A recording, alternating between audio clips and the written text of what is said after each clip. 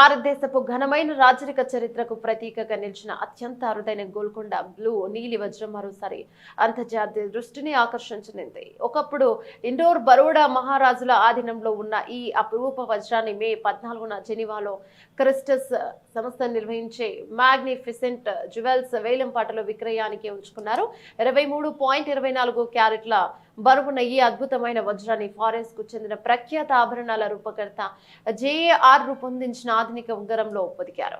దీని విలువ 35 బిలియన్ల నుంచి 50 మిలియన్ డాలర్ల మధ్య సుమారు 300 కోట్ల నుంచి 430 కోట్లు ఉండొచ్చని క్రిస్టస్ అంచనా వేస్తోంది. Christie's international head of jewellery Rahul Kadakia మాట్లాడుతూ, ఇంతటి గొప్ప రాజరిక వారసత్వం కలిగిన వజ్రాలు జీవిత కాలంలో ఒకసారి మాత్రమే మార్కెట్లోకి వస్తాయి. క్రిస్టస్ తన 259 ఏళ్ల చరిత్రలో ఆర్క్డ్యూక్ జోసెఫ్ ఫ్రిన్సీ విట్టెల్ ప్లాంచ్ వంటి ప్రపంచంలోని అత్యంత ముఖ్యమైన కొన్ని వజ్రాలను వేలం వేసే గౌరవాన్ని పొందింది. రాజరిక నేపథ్యంలో అసాధారణమైన రంగు విశిష్టమైన పరిణామంతో ది గోల్కొండ బ్లూ ప్రపంచంలోని అత్యంత అరుదైన నీలి వజ్రాలలో ఒకటిగా నిలుస్తోందని తెలిపారు.